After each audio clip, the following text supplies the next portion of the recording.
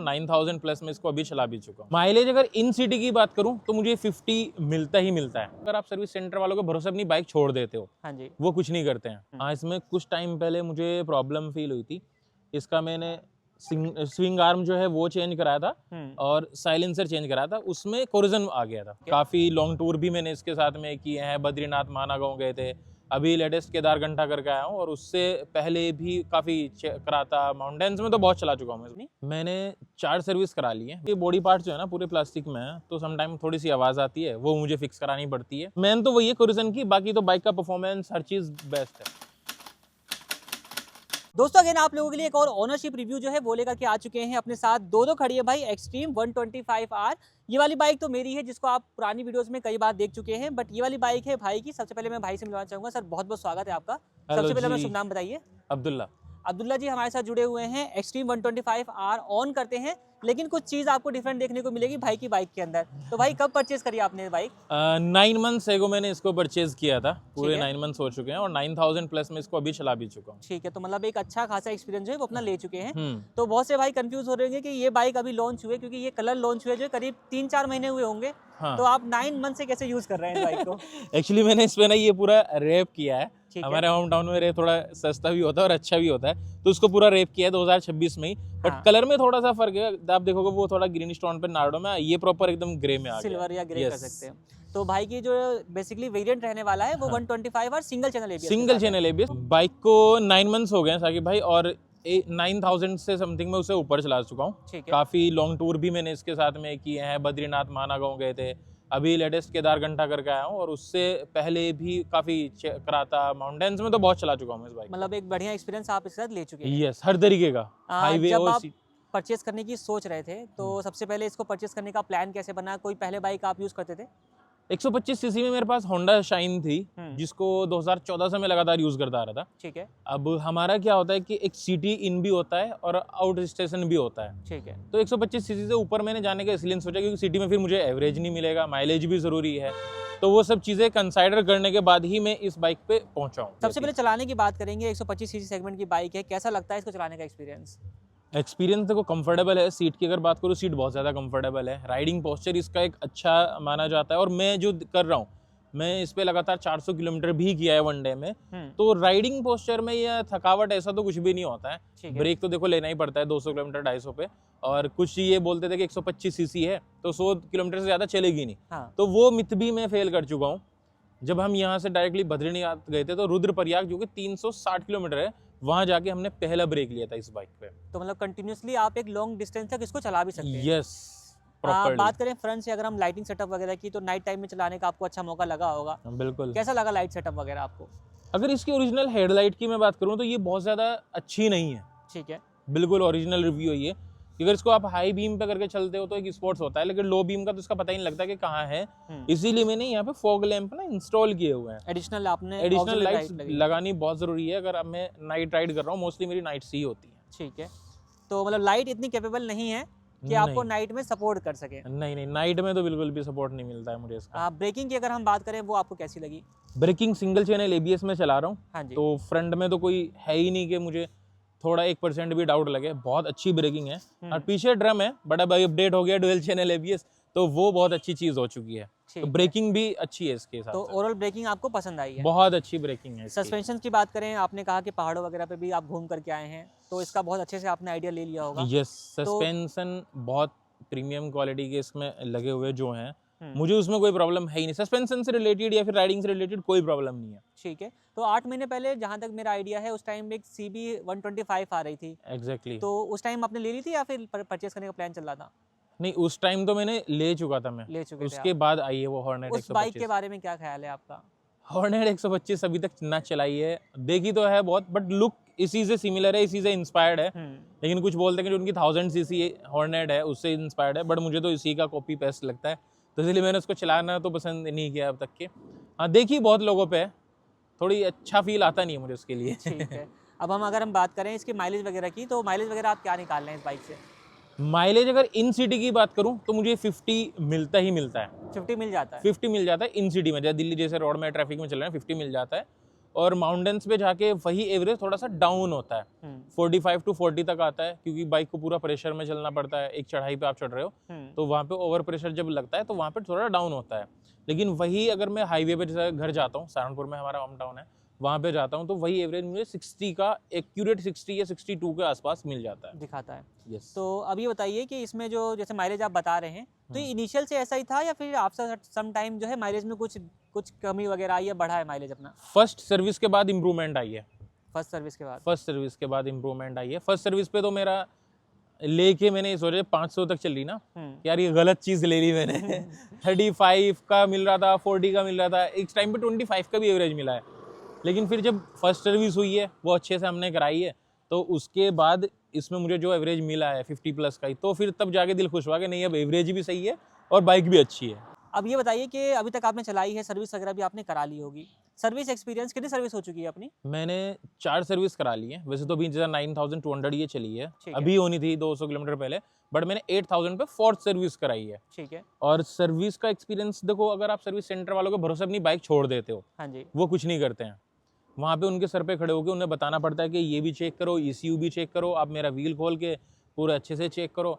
तो सब चीज़ें मैं उनसे कराता हूँ, तभी जाके वो अच्छे से सर्विस करते हैं। नहीं तो वो तो उनका तो काम होगा 20 से 25 मिनट में आपकी बाइक आपके हाथ में दे देते हैं।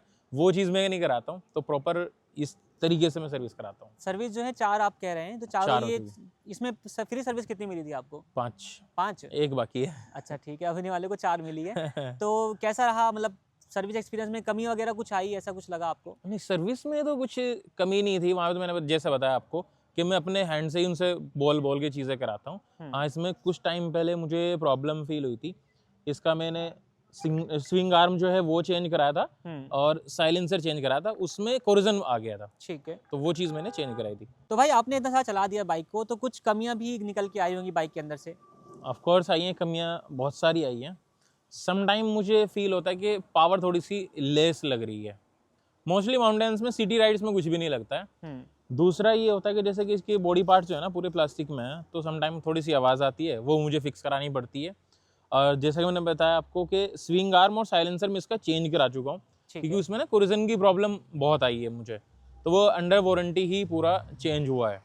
उसमें कोई चार्जेस नहीं लगे, कुछ नहीं लगा है। बस मेन तो वही है कोरोजन की, बाकी तो बाइक का परफॉर्मेंस हर चीज़ बेस्ट है। अगर जो मेन चीज़ की बात करूँ तो वो प्रॉब्लम है कोरोजन की।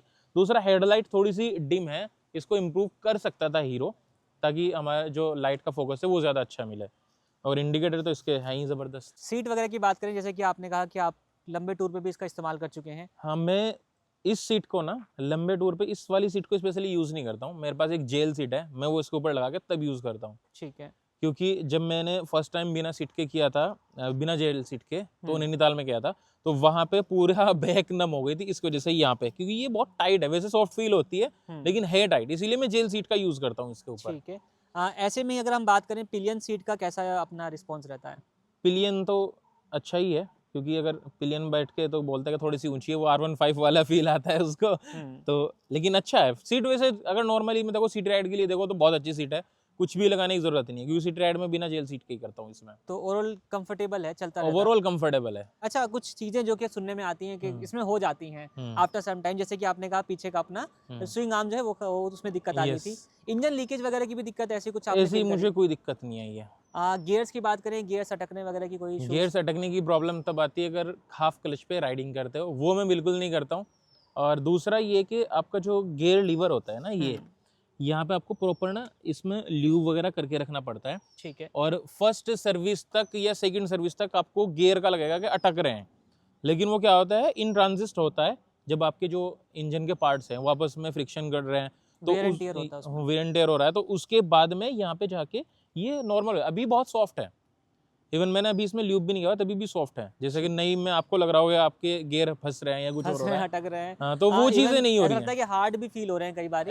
इनिशियल में ज्यादा थे, अभी थोड़ा सा ये कह सकते हो कि आदत पड़ गई है, या फिर वो ढीले भी हो गए हैं, कुछ ऐसा भी कह सकते हैं। धीरे धीरे ढीले हो जाते हैं। उसकी देखो कंप्लेन, वो कोई भी आप बाइक लो, चाहे आप एक्सट्रीम ले लेते हो चाहे कोई भी लो, वो सब में सेम प्रॉब्लम है। बहुत सारी 125, 200, 250, 300 तक मैं चला चुका हूँ, तो सब में सेम प्रॉब्लम आपको लगेगी। जब आप नए लोगे, पार्ट्स नए होते हैं तो चेंजेस आना तो ऑब्वियसली बात है कि धीरे धीरे आएगा।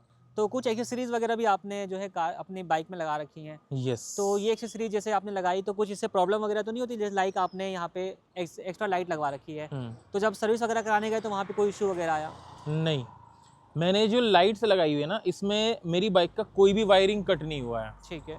वायरिंग कट होने पे वारंटी क्लेम गायब हो जाता है, फिर वारंटी क्लेम नहीं कर सकते हो अगर कोई भी इलेक्ट्रिक प्रॉब्लम आती है। बट मैंने यहाँ पे इसको खुद से ही करंट दिया हुआ है ब्रेकिंग सिस्टम से, तो इसमें कोई वायरिंग कट नहीं हुई है। और लाइट इसकी लो है तो इसलिए मुझे लगाना पड़ता है आउट स्टेशन की वजह से। ठीक है। दूसरा, मैंने ये एरोडायनेमिक मिरर जो लगाए हुए हैं, सेम जैसा आपकी बाइक में मिलता है बैक व्यू, वो इसमें मिलता है। जैसे एक छोटे वाले मिरर आते हैं ना, वो पतले से वो पतले से आते हैं, वो बहुत ख़राब लगते हैं, वो सेफ भी नहीं होते हैं, तो इसलिए मैंने ये लगाया हुआ है। बहुत स्टॉक मॉडिफिकेशन है, और ये आपको 80-85 रुपीज़ का ये वाइजर मिल जाता है ऑनलाइन। इसमें भी दो आते हैं, एक तो वो वाला आता है अपाचे वाला, हाँ, अपाचे वाला आता है, ये आता है, ये विंगलेट है बेसिकली, जो नीचे लगती है R15 के नीचे लगती है, ये हमने ऊपर लगाई है जिससे अच्छा हुआ है। तो मैंने यही दो चीज़ें मॉडिफिकेशन में कराई हुई हैं। टायर में थोड़ा सा मैंने स्टिकर्स लगाए हुए हैं, तो और नंबर प्लेट जो ऊपर हेड पे आती है वो नीचे में की है।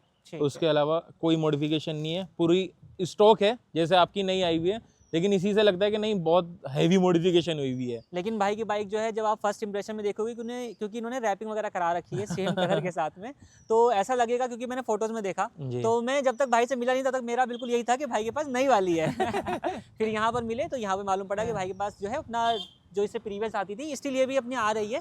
तो कोई भाई अगर सिंगल चैनल एबीएस वाली परचेस करने की सोच रहा है तो उनके लिए भी बढ़िया है कि वो इस रिव्यू को देख सकता है, और एक्सट्रीम का जो लॉन्ग टर्म एक्सपीरियंस है वो इससे जान सकता है। अगर हम बात करें इस बजट के अंदर, अगर दोबारा से किसी को कंसिडर करने का मौका मिलता है, या आपको कोई वीडियो देख रहा हो जो परचेस करने की सोच रहा हो, तो उनके लिए क्या आप कहना चाहेंगे कि उसको ये बाइक परचेस करनी चाहिए या नहीं? मेरे अकॉर्डिंग तो मैं रिकमेंडेशन दूंगा, अनडाउटली आप इस बाइक के साथ जा सकते हो, क्योंकि आप अगर रोड पे चला रहे हो, इन सिटीज़ चला रहे हो, तो उसमें भी अच्छी है, स्पोर्ट्स लुक है। क्योंकि जब ये गाड़ी चलती है ना, साफ होके रोड पे निकलती है, रोड प्रेजेंस इसकी इतनी अच्छी है, क्योंकि मेरे साथ डेली होता है, मैं डेली रिएक्शन 360 में रिकॉर्ड करता हूँ, तो वो मुड़ के देखते हैं कि बाइक कौन सी है। तो सबसे अच्छी चीज़ तो ये है कि कम्यूटर में भी काम कर रही है, आपका स्पोर्टी लुक में भी काम कर रही है, और कोई और बाइक इसके मुकाबले में है नहीं। और डुअल चैनल एबीएस के साथ ही जाओ अब तो। अच्छा, लोगों की डिमांड ज़्यादा है कि वो ब्लैक कलर की बाइक चाहते हैं, क्योंकि डुअल चैनल में ब्लैक कलर नहीं आता है, लेकिन आप ब्लैक से जो है आपने चेंज करा दिया, तो मतलब थोड़ा सा डिफरेंट नहीं लगा? लोगों के रिएक्शन कैसा रहा? वो इसीलिए मुड़ के देखते हैं ना कि ब्लैक पे ये सिल्वर जो कराया हुआ है, ये कराया कैसे है, इसमें पूरी डिटेल्स वीडियो भी मैंने ऐसे डाली हुई है। तो ये क्या क्या रैप इसमें किस तरह हुआ है, कितना चार्जेस लगे हैं, और मैं बता देता हूँ, आपकी वीडियो में बताता हूँ। चार्जेस इतने क्या कोई इमेजिन में, मात्र 350 रुपीज़ में मैंने पूरा ये रैप चेंज करा दिया था, जिसमें लिखना वगैरह जो मेरे नाम है, ब्रांड लोगो है, वो सब चीज़ उसमें इंक्लूड है। तो 350 रुपये कॉस्टिंग में सिंगल चैनल एबीएस से डुअल चैनल एबीएस बाइक जो अपना बन गई है। तो भाई बहुत सही। अच्छा, मीटर में कोई दिक्कत वगैरह आपको मिली? मीटर सबसे बड़ी प्रॉब्लम है। मीटर में सबसे बड़ी प्रॉब्लम ये होती है कि इसकी जो लाइट है ना, वो बहुत कम है। जैसे आपका TFT है, इसमें सनलाइट में भी आपको देख सकते हो, ये सनलाइट में जाकर गायब हो जाता है। ये नहीं दिखता है कि सनलाइट में, कैमरे में तो बिल्कुल भी नहीं आता है कि कितनी चल रही है, क्या चल रही है, वैसे नज़रों से दिख जाता है, बट कैमरे में तो नहीं दिखता है। तो ये तो सबसे बड़ी प्रॉब्लम है। और एक प्रॉब्लम मुझे और आई थी इसमें, फ्यूल गेज की, वो शायद आपके वाले में ना हो। अगर साइड स्टैंड पे खड़े करते हैं तो जो फ्यूल मीटर होता है वो पूरा गायब हो जाता है, वो इंडिकेटर आ जाता है उसमें वार्निंग लाइट का, लेकिन जैसे सीधी करते हैं फिर वो सही हो जाता है। 3 लीटर से नीचे तो वो इंडिकेटर दिखाता ही है वार्निंग लाइट का। तो ये तो सबसे बड़ी प्रॉब्लम थी, वो एक बार चेंज हो चुका है, दूसरी बार के लिए मैंने फिर से रिक्वेस्ट डाली है कि फिर से चेंज करा लो, जो वारंटी में तो चेंज कराते रहो। ठीक है, तो ये इशू तो इसमें भी है, लेकिन वो शायद ऐसा है कि इसका सेंसर यहाँ कुछ प्लेस है, इस चक्कर में इसका सेंसर राइट में है और सेंटर में है। और इसमें ना ये प्रॉब्लम, अगर फ्यूल गेज आपका खराब हो रहा है तो वो हमारी वजह से नहीं होता है, ना कंपनी की कोई गलती है, वो होता है पेट्रोल पंप वालों की वजह से। क्योंकि पेट्रोल पंप वाले क्या करते हैं, डायरेक्टली पूरा नोजल अंदर घुसा देते हैं, और हाई प्रेशर से जो पेट्रोल मारते हैं तो उसका सेंसर है, तो मैंने देखा है वो व्हाइट कलर का बहुत छोटा सा सेंसर होता है, उसके जो पार्टिकल्स होते हैं ना वो खराब हो जाते हैं, तो वो सही से रीडिंग ले। तो उसका सही से अच्छा तरीका ये है, फ्यूल गेज को आप उसको जो पेट्रोल नोजल है उसको बाहर रख के हल्की स्पीड से पेट्रोल डलवाओ, तो कभी खराब नहीं होता है। ठीक है, तो वो आपको ध्यान रखना पड़ेगा, हर पेट्रोल पंप वाला मानेगा नहीं, वो तो वो तो डाल देते हैं अंदर से, वो दोबारा इसीलिए तो खराब हुआ है कि हमने उनको बोला है हम किसी और चीज़ में बिजी, तो वो घुसा देते हैं पूरा, तो वो इसलिए खराब हुआ है। ठीक है, तो ये सब चीज़ें थी जो कि भाई ने अपनी शेयर करी है बस। लेकिन कुछ चीज़ें हैं जो कि इनसे पूछना बाकी है, वो इन्होंने अपने चैनल में बता ही रखी होगी मेरे हिसाब से। तो कोई डाउट वगैरह है तो आप इनके चैनल पर जाकर देख सकते हैं। किस नाम चैनल अपना है? एपी जलवा। तो चैनल का जो लिंक है वो आपको डिस्क्रिप्शन में भी मिल जाएगा। और आपको ये वीडियो कैसा लगा हमें कमेंट सेक्शन में जरूर बताइएगा। वीडियो इन्फॉर्मेटिव लगा हो लाइक करिएगा। बाकी इस वीडियो को हम लोग यहीं पर एंड करते हैं। वीडियो देखने के लिए आप लोगों का धन्यवाद।